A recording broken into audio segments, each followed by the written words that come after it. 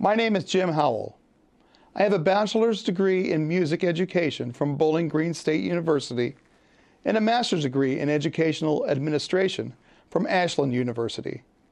I am the author of the book, A Special Need for Music.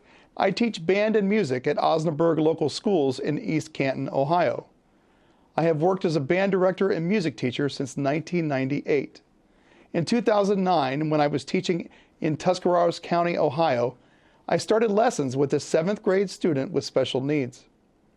After working with him for a few months, it was clear that there was a special need for music education for the students in what was called the MH class, which stood for multiply handicapped. What started with one student evolved into a weekly session with the whole class. Over the last several years, I've developed lessons that help share music with all age groups and ability levels. In addition to my teaching job, I started working with Advocates for Success, a vocational program for individuals with disabilities from ages 18 and up. I typically worked with them for 2 months, preparing a concert about twice a year. After my sessions, they continued drumming in their daily programming without me.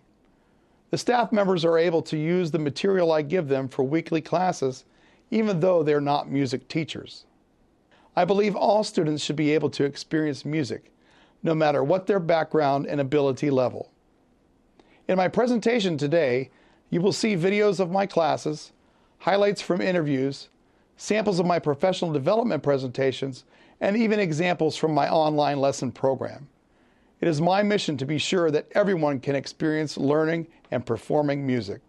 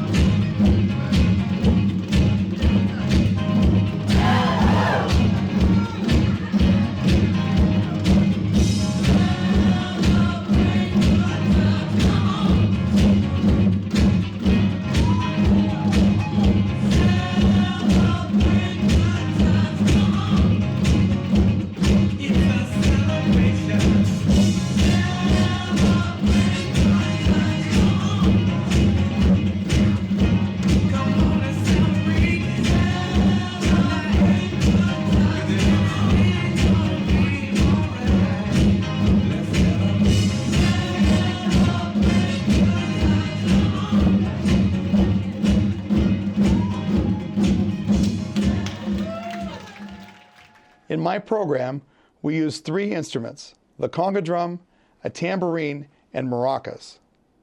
Using simple techniques, these instruments can be used to get all students involved in the music making process. We start with the conga drum because it uses the least amount of motor control. When appropriate, the tambourine can be added next for variety. We always use the kind with the head or skin so students can strike the instrument more easily. The last thing we add is the maraca because they require more control and use a combination of the hand, fingers, and wrists to hold and use properly.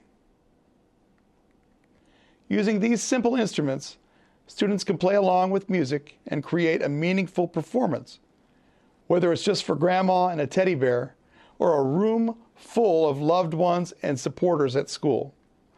Learning to perform can be a great experience for all individuals. I believe everyone should have the opportunity to experience music. When we do open tones, we need to keep our fingers together and our thumb out of the way.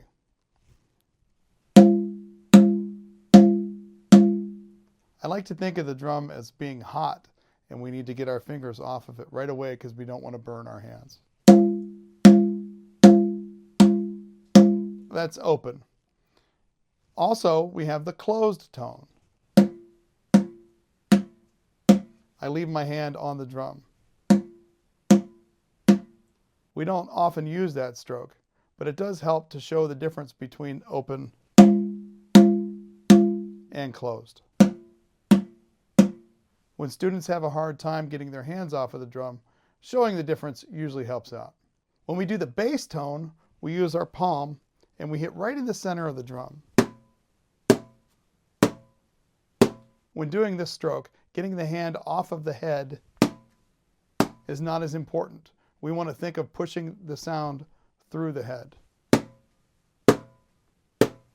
Notice we're hitting right about here. If I compare the two, open, bass. Now I can do an exercise where I put both strokes together.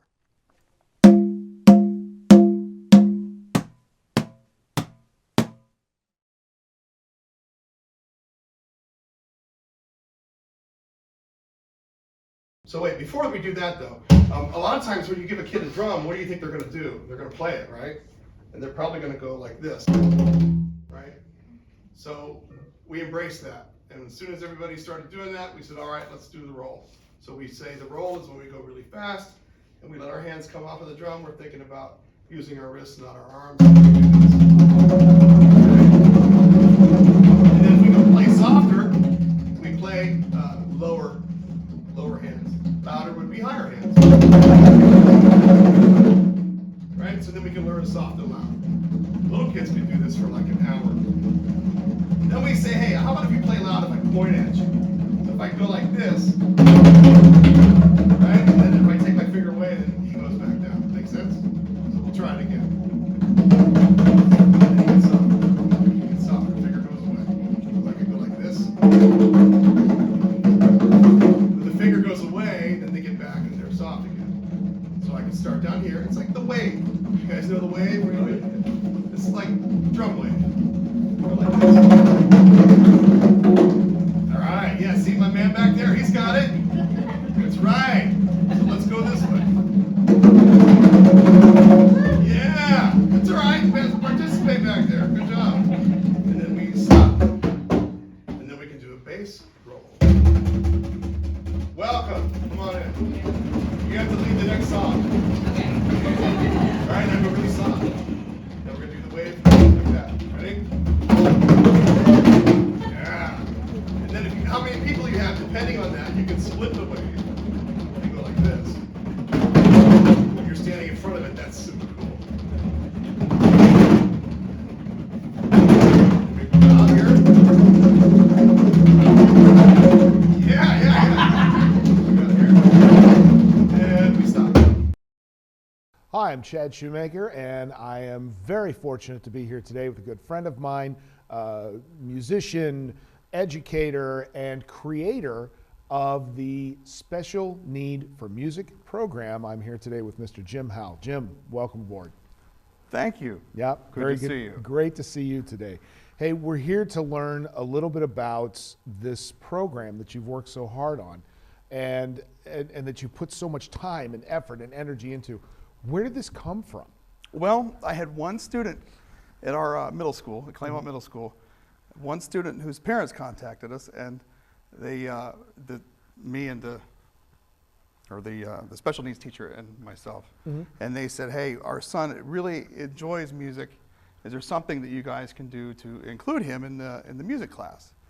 And it started with just one kid. So he came and he would play some rhythms on a drum. We had an old hand drum that wasn't being used, much like this one. Okay. And we started playing on, it was a conga drum. So he played on that, and then we had some time where there was a recording. We put the recording on, he played along with the recording, and that kind of inspired everybody else, hey, why can't we do more with this? What exactly were his limitations with the whole situation? He was nonverbal. I see, okay. So he doesn't communicate with any words. Sometimes he would make sounds. He would rock back and forth. So when we started playing, whether it was, if I was playing a drum or if we had recorded music, he would start rocking. And the more he enjoyed it, the faster he would go. Yeah. So that was how it started. And initially, and this was just one student? One kid. One kid was all you had, okay? Yeah. Now, I mean, ultimately, we're here now, and this really has taken off in your school district. How did you evolve from just one nonverbal boy to an entire group of kids? What was the process that resulted in this? Well, he was in a class with I don't know, maybe 7 or 8 kids, and they all had some special needs of some kind, and it was a variety. So when he came down, we seemed to think, you know what? Why can't we have another group come too? So when he was part of the class, we thought maybe bring them all down. I had a bunch of these, so we brought the class down, and we had adults play too. Oh, so this wasn't just you and the kids. There were, I guess they had aides with them too. Yeah, classroom aides, assistants. Yeah, so there Okay. was. I was the leader of the thing, and when they brought the class down, so you figure 7 or 8 kids and maybe 2 or 3 adults. So you had classroom aides, and then you had their classroom teacher. Okay. So she's a special education specialist. Sure, yeah. So that was her. she would come, and they would all play together. So, you know, I would kind of lead the rhythms, and then the adults would play along. Now, did you, when you started doing this with your single student and then eventually became the class, did you realize right away kind of what you had? Was this something you got No. excited about, or was just one of these things was like, well, this seems to be working? Yeah, it was. There was no intention of anything. You know, it was one kid comes down, and we say, hey, you know, let's do something for this guy. And then the other kids came down, and it's like, well, hey, let's try this. And it was once a week. You know, it was. It just started off as kind of just a one-off deal. We were just going to do it. How long were you working per session, I guess? How long were you going? It was a class period, so you know, about 45 to 50 minutes. And part of that, though, was the transition of coming into the room and packing up and you know, getting instruments out. So that was a little bit of the procedure was part of the So there's class. routine behind it as Yeah. well, Yeah. which I'm assuming that the routine, the kids could pick up on that pretty quick, and they knew what to do when they came after the first few times? Yeah. With the first time, I was envisioning what my 7th and 8th grade band do. So they come in, and they come in the classroom. Now, this is regular education. Yeah. Okay. Yeah. all So right. they would come in the classroom, they get their instruments, music stand, they sit down, we have a rehearsal. This wasn't like that, though. Okay. So, you know, the kids came down, and for me to say, well, you need to sit here, that was a big lesson. Right. So just the procedure of you're going to sit here, you're going to have this drum, we need to sit by these students, we can't have a certain student with another student, Right. you know, those types of things. So it was a big learning curve for me too. Was there establishment of, I mean, you had to have some sort of rules. I mean, I know that from being in education for as many years as I was, you put something fun in front of a kid, they immediately want to go to it. So did you allow them time to warm up, or was there, okay, hands up until we're ready to go? Yeah. I mean, how did you? Yeah, well, there's a couple of things that we do like that. In the beginning, I would have the kids sit, and then I would bring the drum to them. Uh-huh. Because if you have a drum and you're a kid, you're going to want to play that Absolutely. drum. I mean, it's just, you cannot have that there. I'm an adult and I do the same thing. Yeah, so you're going to want to do that. So Right. It's real hard to not touch a drum. So I Right. would have them, we'd set up in an arc, a half circle. Half circle. And I would have the drums behind me. So I would be like a conductor type of setup where you have the curve around the guy. And so once they were all seated and we had the adults spaced where they needed to be, then I would pull the drums out. But one of the things, when we do have that noodling that we're going to have, I mean, you always have the noodling. One of the ways to do that is you tell everybody to put their hands on their head. Okay. So if you put your hands on your head, if you do that, they're going to stop playing. It's kind of neat because then if somebody doesn't hear the instruction, they see somebody else doing it. Oh yeah, he's got his hands on his head. I better do that. Yeah. So that was one of the things that we did for that too.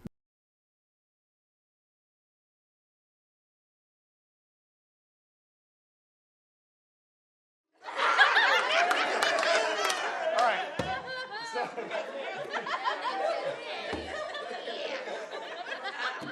Okay, so our basic beat is this. Bass, bass, bass, open. Bass, bass, bass, open. Bass, open. Okay, and then when we have our doubles, 1 and 2 and 3. Okay, 1 and 2 and 3 and 4 and 1, 2. That's it. Got it? 1 and 2 and 3. And then we sing some more and we do some more drums like that. Okay? Yes, we're singing out loud. We're not kids in America.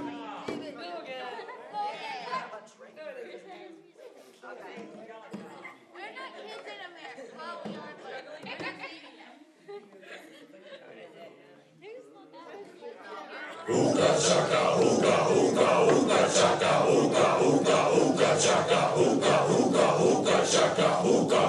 I can't stop this feeling deep inside of me. Girl, you just don't realize what you do to me. When you hold me in your arms so tight, you let me know everything's alright.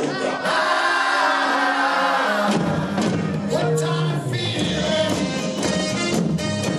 I'm high on believing that you're in love with me. Lips as sweet as candy, its taste is on my mind. Girl, you got me thirsty for another cup of wine. Apart from you, girl, but I don't need a cure. I just stay offended if I can show all the good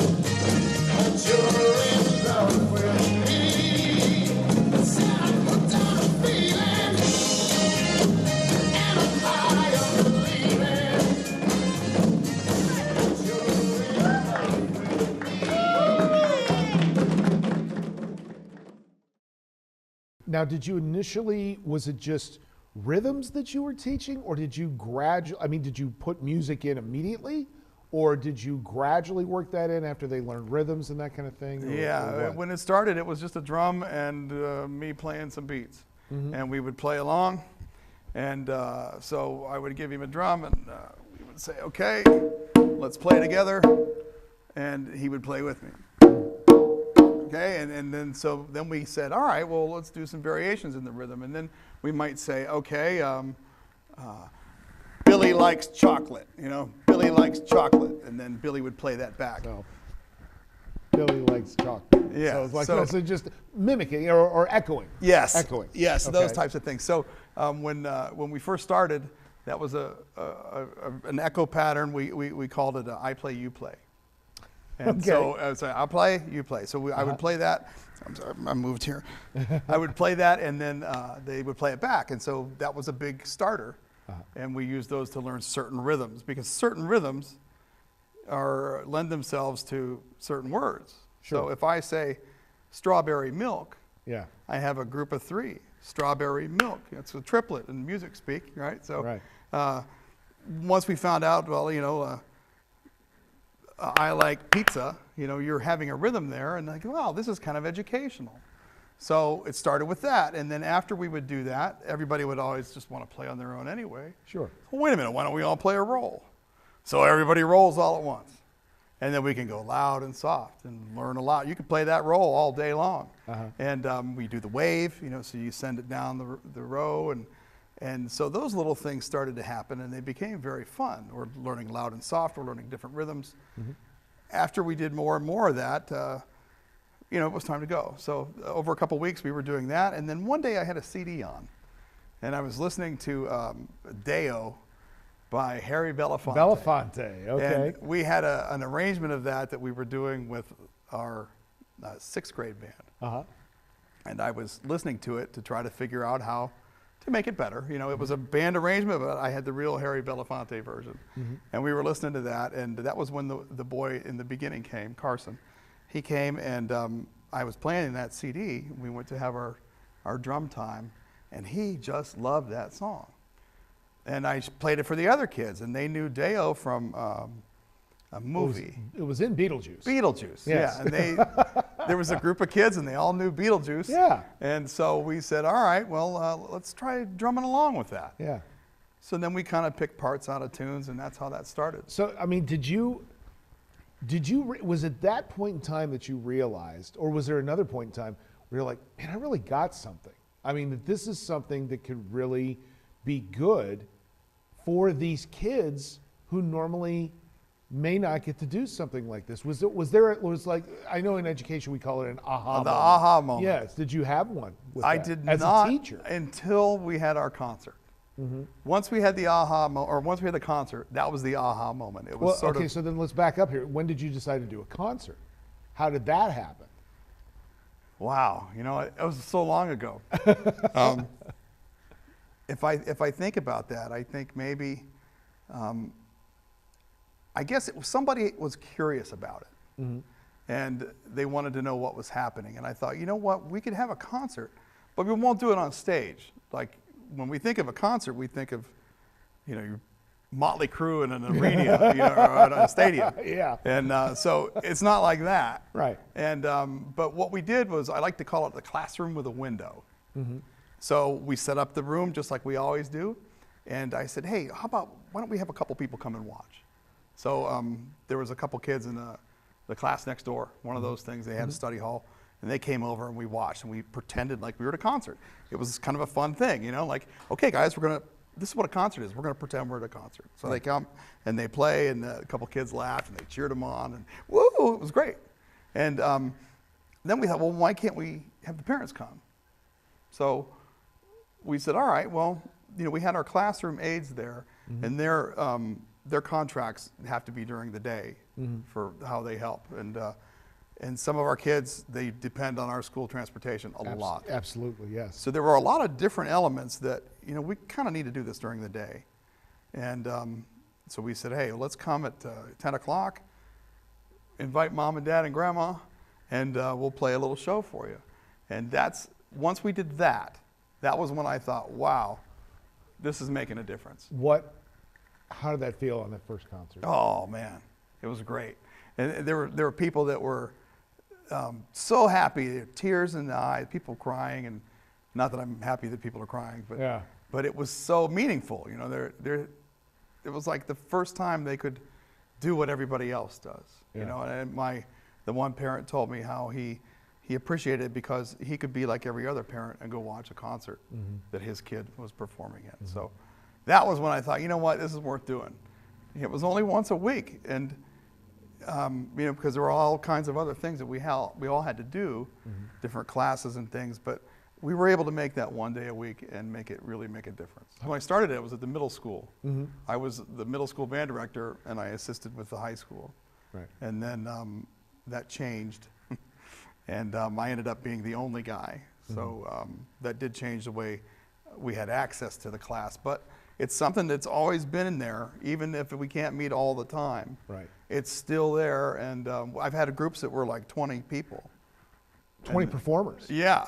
I mean, the biggest group I have was like 20 people.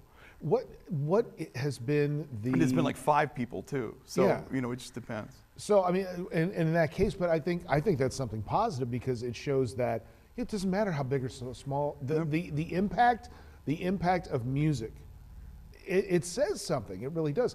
I'm assuming that the group has performed for your regular students before. Have they had that? And Yes. what has their reaction been, the Yes. regular classroom? You know, the cool thing is about the school where I'm at right now, Claymont.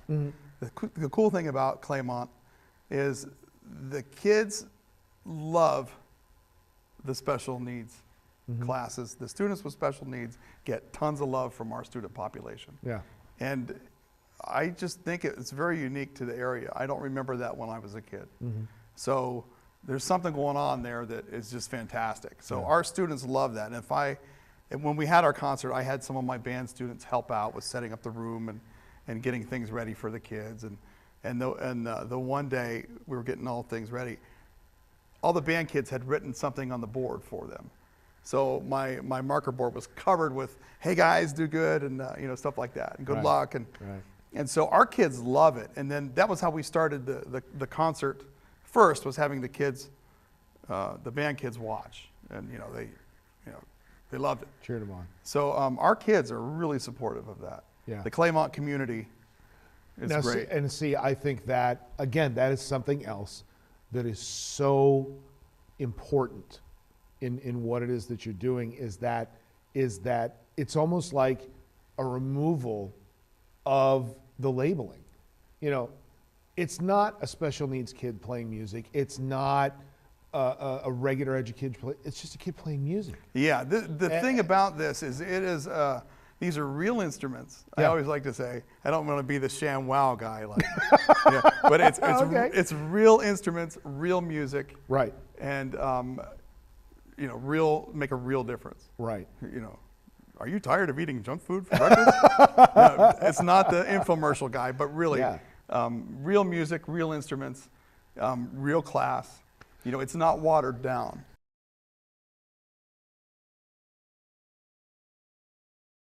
Okay, so these are my friends at AFS, and they're going to tell you their name and how old they are.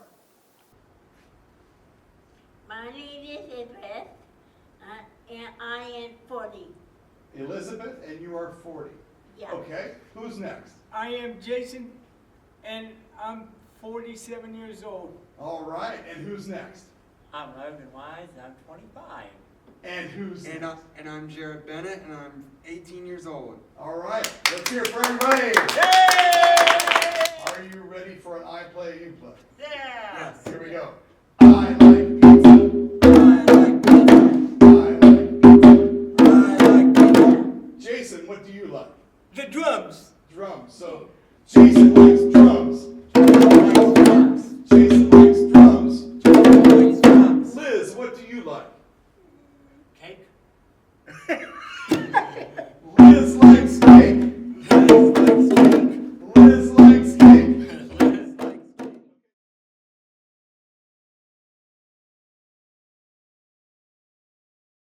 Like this. So when we hold it for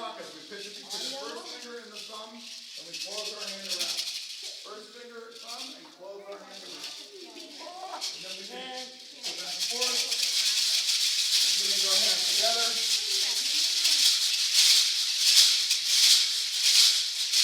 Bring it up high. Down low. Out front. Take it slow. All right. We can also go around the clock. I'm at noon. I'm at 3 o'clock. I'm at 6 o'clock. I'm at 6:30.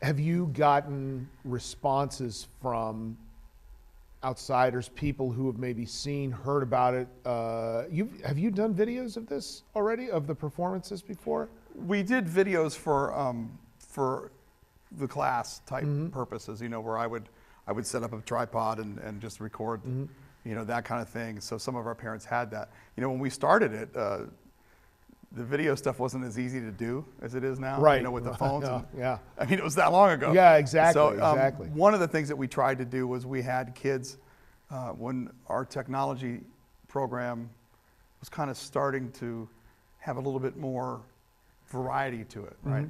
So we would get cameras, and they tried to do a live streaming event, right? And so we would try to incorporate the technology kids into what we were doing. See, and that's this, in my opinion, again, as a former educator, this is what education is meant to be. You're taking a very select group of kids, and just by listening to this, because some of these things I didn't know, I wasn't aware that these things were happening. Look at how much this has branched out and has touched other classes. It has. And has said, look, you know, this is a uniting thing. You know. Yeah, and there's a group of high school kids. I'm kind of embarrassed that I don't know what it's called, but it's a leadership type thing, and one of our teachers leads that group. And so those kids I don't know, like maybe 10, 12 kids. They come and they also get involved with getting ready for our concert, interacting with the performers. They decorate. The one year we had the art teacher help us make masks that were Kiss makeup, the rock band Kiss. So, and we did a Kiss tune, and the Kiss tune was on the website. I'm sorry, the performance was on the Kiss website. Right. So when we wait, well, hold it. It went on the actual group. After we got done, I said, you know what? Gene Simmons and Paul Stanley are pretty cool. Yeah. I'm gonna contact the Kiss group, the Kiss Army. Yeah. And I'm gonna see if I can get us on there. and they did. They put us up, and they had it was just a picture. It wasn't a video. Yeah. But it was a picture of all the kids with their makeup on and their drums, and we did the tune "Rock and Roll All Night." Yeah. You know, and party every day. Yeah. So we did that. It was really cool. But you know, again, you had the art teacher working on it. And the kids could work with the art teacher. Excuse me. Like one of the things too, when we decided to have a concert, well, what goes into a concert? Yeah. Okay, but you got to invite people. So now we make invitations. Maybe who are we going to invite? Okay, well, if we're going to invite that person, do we invite that person? So we talk about how to entertain. You know, you're teaching people how to have a guest. Yeah. And then we talked about, well, what if we had cookies afterwards? We have a reception, right? Yeah. So now we have to make cookies. Yeah. So the kids can get involved. This is really becoming involved. It's a thing. In a positive way. I mean, that reminds me of the kind of stuff that the school programs that we grew up with. I mean, we, you know, as kids of the late 70s, early 80s, you know, that was normal. And it's almost like that kind of stuff has gone to the wayside for things like state testing and other things that really, really don't have the impact that a program like this does. Yeah, I agree there. I mean, that once it kind of evolved, it's like, wait a minute, we can get a lot more education out of this concert, just planning a concert. You can learn all kinds of life skills out of that. And it's not just... And for a special needs kid, that's extremely important. Yeah, it's not just playing tunes. Right. And there's nothing wrong with playing tunes either. Yeah. You know, learning about music's cool too. So that's great, but it also can spill out into other things. Now, where do you see yourself, or where would you like to see the program go in the near future? What do you have a grand scheme? Is this something that you want to kind of introduce to other teachers? I mean, obviously that's what we're here for. Yeah, well, so, I think that, you know, for me, I never really thought like grand scheme, but I mean, we need to share it with as many people as we can. Right. I've started a group now at an adult organization. It's called locally. Advocates for Success in New Philadelphia. All right. And we actually have some kids there that were in the group when they were in middle school. Yeah. And then high school. So the owner of that organization, Nancey, calls me and said, hey, we want to come out and do this at our place. So we worked on getting drums, we worked on getting things together, and we started up, and I go in and they're, wait a minute, I know these guys. Yeah. So it was a really cool time to see those guys again and to start with that. And they remembered who you were and what you did? Yeah, and we did tunes with, and they're like, I remember that tune. So, great. So we had some of that. Great. And, you know, I think the more we share this, the more people know about it, the more people can do it. Yeah. And we can catch those kids that maybe nobody found what they're good at yet. Right. They haven't found where their abilities lie. And I've had kids that do this, and it's the highlight of their school experience. Right. So I think that's the grand scheme, is to spread it as much as I can. And if we can get people doing it, and I've said before, you know, people can contact me. And I always have, the email's always there, phone number's always there. I have made a professional development package. And I'm working on a college course to teach people. So the more that we get out, the better. You know, writing a book, trying to spread the word, because all it takes is that one time, that one kid. And when you get that time or that experience, it makes a difference for that one kid. That spreads everywhere. And if we can get music out there and make a difference.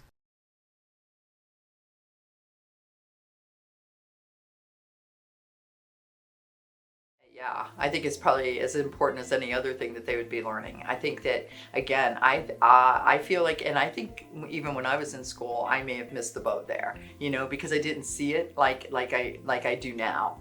But I see even, I see band, the band directors, and I see people playing instruments, and I think how cool that is. But for the drumming and the particular people that we serve, it's just perfect, and it should be in the schools. It should be. It's absolutely a skill that should be learned. For us, I think for us and for the individuals again that we serve, perfection is not needed. It is so that's what's really good. When they feel good, and the better they get at it. You see our class is growing and growing and growing. We could pack it. We could probably put another 10 in it, in another year we'll be, So there's an attraction to it. And it's because they can do it and they love doing it. They feel good about themselves. It builds their confidence. They express themselves and they're having just the most fun. A great time.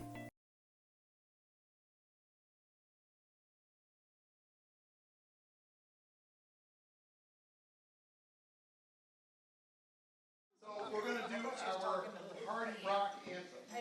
And I do have a guest dancer who's going to come up here and dance. We're going to tell him when to dance. And we tried it a couple different ways. So I think the best time is the second one where he splits every dance.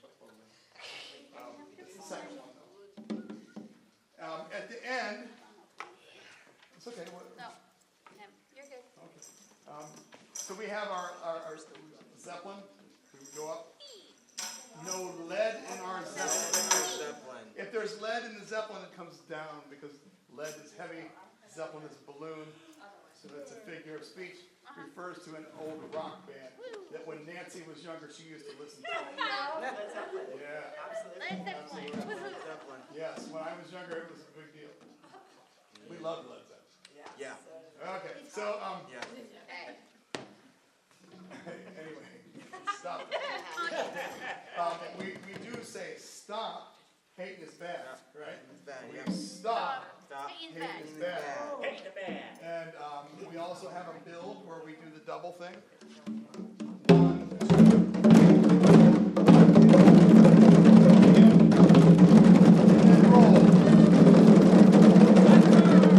Okay, so we'll try to make sure we start that late enough that you don't wear out. One day I did a little too early, and by the time we got to the end, we were rolled out. Okay. And so the other thing in there is we got the dance, and we have the get up, get down, put your hands up to the sound. Get up, get down, put your hands up to the sound. Okay. All right? And then everyone will go get up, and that's when we double. Get up, get up. We'll hear that in the song, just watch, okay? And we do pat in the beginning, and then the guy yells clap, and we clap. All right? You remember that part? Yeah. Okay. We always end up clapping for like an hour.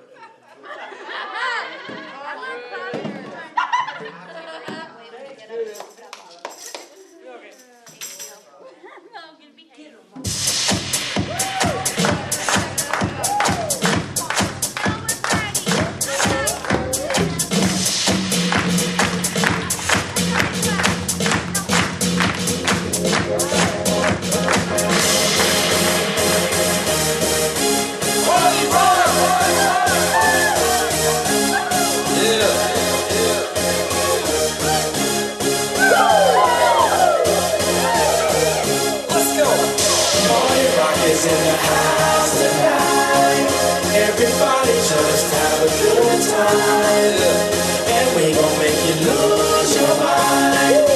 Everybody just have a good time. Party rock is in the house tonight. Everybody just have a good time, and we gon' make you lose your mind. We just wanna see you shake that.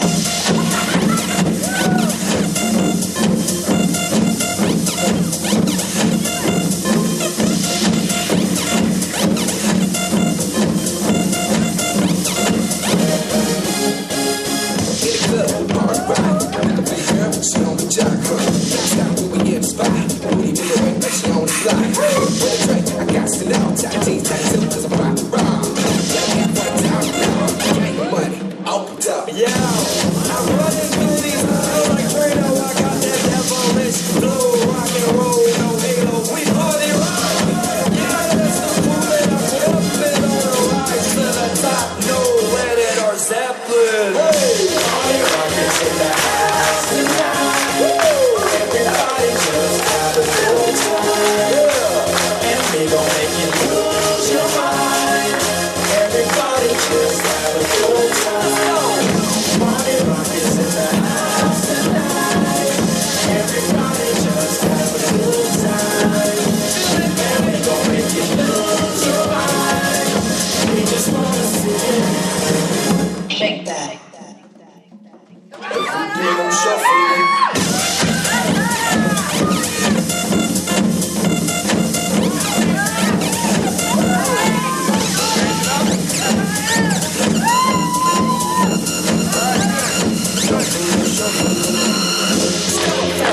Every first go back, we thought it's cash. We get money, don't be mad, now stop.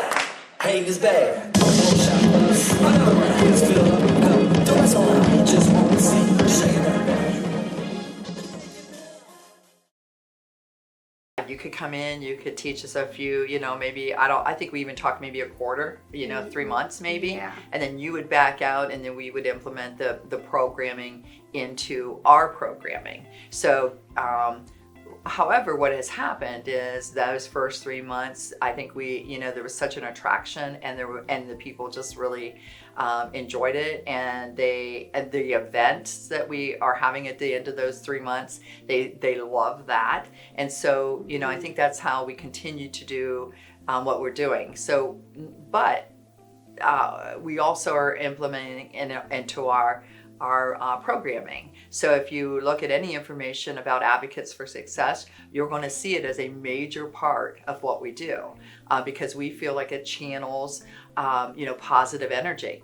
And we feel like positive energy just really leads people to the place that they should be in life. So, it's kind of a connector. It's great for us to be able to do it as an event and a quarterly thing, but it's great for us to be able to do it, in our programming. Oh, right? yeah. I mean, in addition to their class with you, we drum twice a week. Yeah. Twice a week. Sure do. So we have 2 leaders here that have kind of taken that on. Yeah. Coming from your class.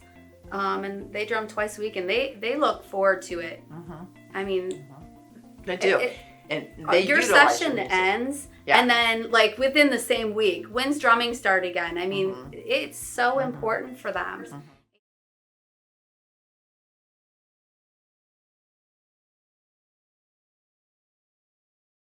If we don't have maracas and tambourines and things at home to play, we can make our own. And I'm here with my friends to show us some things that we've made. Jared, would you show us those maracas? These are made out of an egg and spoons, and they attached the spoons with some tape and made some different colors on there.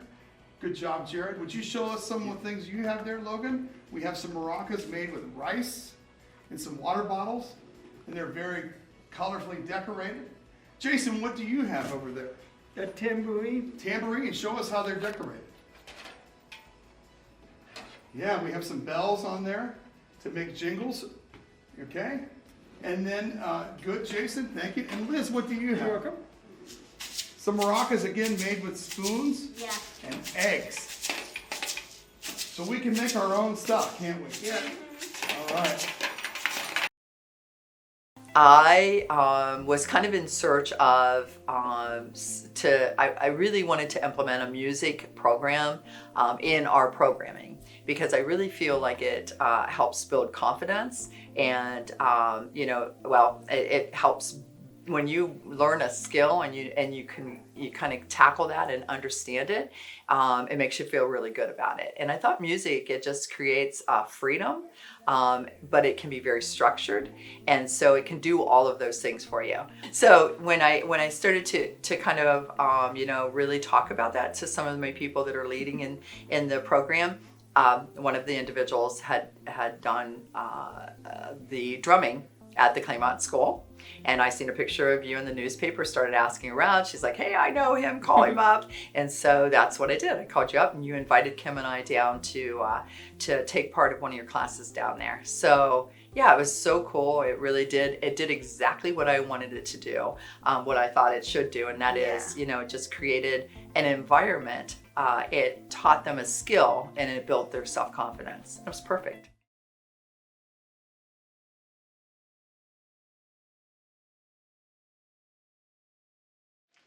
Our last song for you is by Neil Diamond, and there may be places for audience participation. If you are so moved to join us, please do so. Just sing along.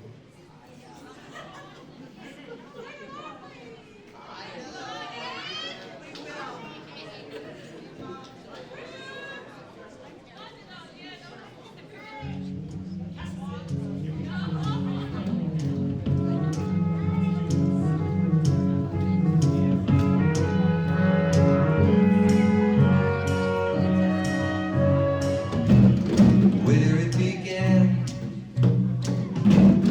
I can't begin to know it, but then I know it's growing strong. Wasn't the spring, and spring became the summer. Who'd have believed you'd come along?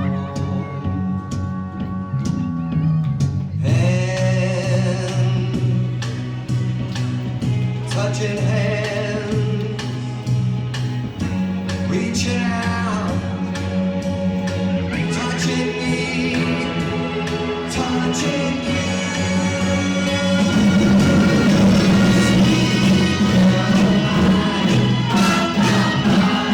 Your times never seem so good.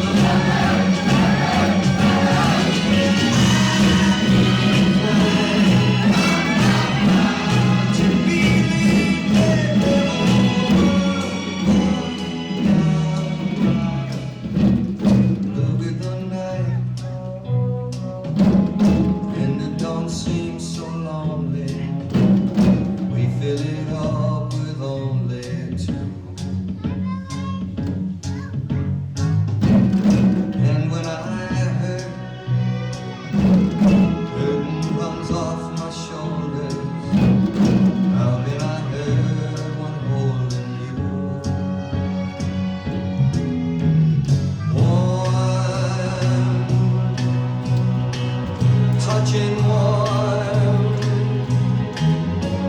reaching out, touching me, touching you.